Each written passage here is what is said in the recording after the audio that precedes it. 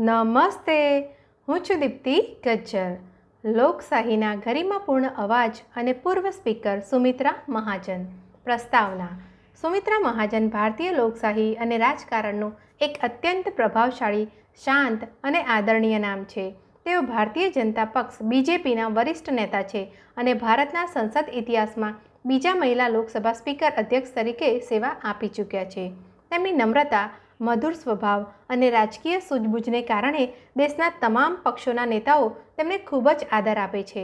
મરાઠી ભાષામાં મોટા બહેનને આદરપૂર્વક તાઈ કહેવામાં આવે છે અને આખું સંસદ તેમને તાઈના નામથી જ સંબોધે છે. પ્રારંભિક જીવન અને શિક્ષણ. સુમિત્રા મહાજનનો જન્મ 12 એપ્રિલ 1943ના રોજ મહારાષ્ટ્રના રત્નાગિરી જિલ્લાના ચીપલુણ ગામે થયો હતો. તેમનો પરિવાર શિસ્ત અને સંસ્કારોને વરેલો હતો.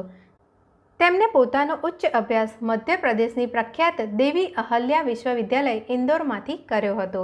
તેમણે ત્યાંથી માસ્ટર ઓફ આર્ટ્સ MA અને કાયદાશાસ્ત્રની ડિગ્રી એટલે કે LLB પૂર્ણ કર્યું. વર્ષ 1965માં તેમના લગ્ન ઇન્દોરના જાણીતા વકીલ જયંત મહાજન સાથે થયા, જેના કારણે તેઓ ઇન્દોર, મધ્યપ્રદેશના કાયમી નિવાસી બન્યા અને ત્યાંથી જ તેમની સામાજિક રાજકીય સફર શરૂ થઈ. ઐતિહાસિક રાજકીય સફળતા. ઇન્દોરનું અખંડ પ્રતીક. સુમિત્રા તાઈની રાજકીય કારકિર્દી અજોડ અને ઐતિહાસિક રહી છે. 1980ના દાયકામાં ઇન્દોર મ્યુનિસિપલ કોર્પોરેશનના કોર્પોરેટર અને ડેપ્યુટી મેયર બનીને તેમણે ગ્રાઉન્ડ લેવલથી કામ શરૂ કર્યું. અજેય સાંસદ. વર્ષ 1989માં તેઓ પ્રથમ વખત ઇન્દોર બેઠક પરથી લોકસભાના સાંસદ તરીકે ચૂંટાયા. ત્યાર પછી તેમણે પાછું વળીને જોયું નથી. તેઓ વર્ષ 1989થી 2019 સુધી સતત 8 વખત લોકસભાની ચૂંટણી જીત્યા હતા. ભારતની કોઈ મહિલા સાંસદ એક જ લોકસભા બેઠક પરથી સતત 8 વખત ચૂંટણી જીત્યા હોય તેવો આ એક અદ્ભુત અને વિરલ રેકોર્ડ છે. કેન્દ્રીય મંત્રી અને લોકસભા સ્પીકર તરીકે કાર્યકાળ. કેન્દ્રીય મંત્રી. અટલ બિહારી વાજપેયીની સરકારમાં 1999-2004 તેમણે કેન્દ્રીય રાજ્યમંત્રી તરીકે માનવ સંસાધન વિકાસ HRD, સંચાર અને IT તથા પેટ્રોલિયમ જેવા મહત્વના મંત્રાલયોમાં પ્રશંસનીય કામગીરી કરી હતી.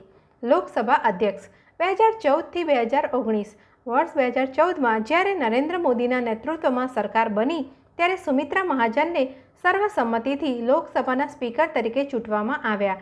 મીરા કુમાર પછી આ પદ સંભાળનાર તેઓ દેશના બીજા મહિલા અધ્યક્ષ બન્યા. તેમના કાર્યકાળ દરમિયાન ગૃહની અંદર અનેક ભીષણ રાજકીય ચર્ચાઓ થઈ, પરંતુ તેમણે હંમેશા પોતાના શાંત સ્વભાવ, સ્મિત અને કડક વહીવટી કુશળતા દ્વારા ગૃહની ગરિમા જાળવી રાખી. વિપક્ષના હોબાળા વચ્ચે પણ તેઓ અત્યંત સહજતાથી સંસદ ચલાવતા હતા. સર્વોચ્ચ સન્માન. દેશ અને સમાજ માટે આપેલી તેમની નિષ્કલંક, પ્રામાણિક અને અસાધારણ સેવાઓની કદરરૂપે ભારત સરકાર દ્વારા વર્ષ 2021માં તેમને દેશના બીજા સર્વોચ્ચ નાગરિક સન્માન પદ્મભૂષણથી નવાજવામાં આવ્યા હતા. ઉપસંહાર. રાજકારણમાં સામાન્ય રીતે નેતાઓ પર અનેક પ્રકારના આરોપો અને વિવાદો થતા હોય છે, પરંતુ સુમિત્રા તાઈની 3 દાયકાથી પણ લાંબી રાજકીય સફર એકદમ સ્વચ્છ અને વિવાદોથી પર રહી છે. ઇન્દોર શહેરના આધુનિક વિકાસ અને કનેક્ટિવિટીમાં તેમનું મોટું યોગદાન છે.